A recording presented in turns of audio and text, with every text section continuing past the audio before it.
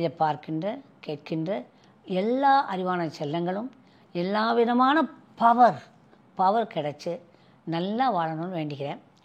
இதை நீங்கள் 5 நிமிஷத்துக்கு நான் போட சொல்லியிருக்கேன். 5 நிமிஷத்துக்கு கேட்டிங்கன்னா போதும். 3 நிமிஷம் கேட்டாலே போதும். கேட்டு பாருங்கள். ஏன்னா நான் மந்த்ராவை அதோட சேர்த்து கொடுக்குறேன், என்னுடைய சவுண்டோடு சேர்த்து கொடுக்குறேன். இப்போ நம்ம ஃபோட்டோ இருக்குது. நான் இப்போ பார்த்தீங்கன்னா 2 விதமான வச்சுருக்கேன். என்னுடைய டேட் ஆஃப் பர்த்தை நான் யந்திராவாக மாற்றிருக்கேன். ஒன்று ஏன்னா பர்த் யந்திரான்னு இருக்கு பேர். இதில் பவர் இருக்குது, சிம்பிள் இருக்குது. இந்த பாருங்கள், இதை இது ஒரு பவர் எழுத்து, அதில் எழுதி என்னுடைய பேர் எழுதி கொடுத்துருக்காங்க. ஒன்று. ரெண்டாவது காப்பரில் மயிலழகை வச்சு ஜாதகத்தை யந்திரா பண்ணி கொடுத்துருக்காங்க.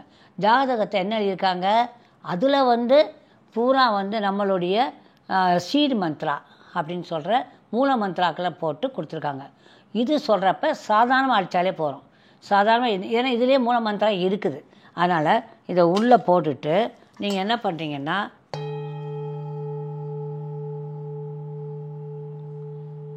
உங்களுக்கு நீங்களே பவர் பண்ணிக்கிறீங்க. உங்கள் ஜாதகத்தை நீங்கள் பவர் பண்ணுறீங்க.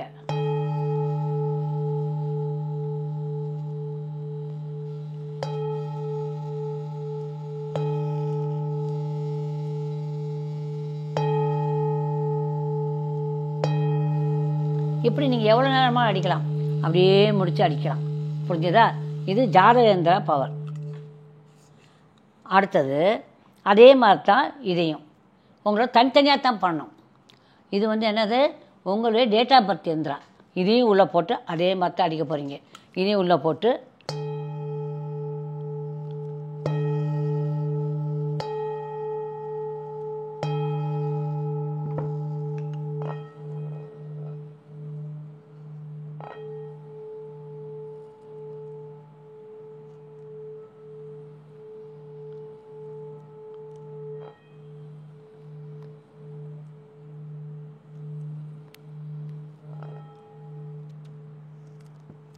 அந்த மாதிரி பண்ணணும். புரிஞ்சுதா?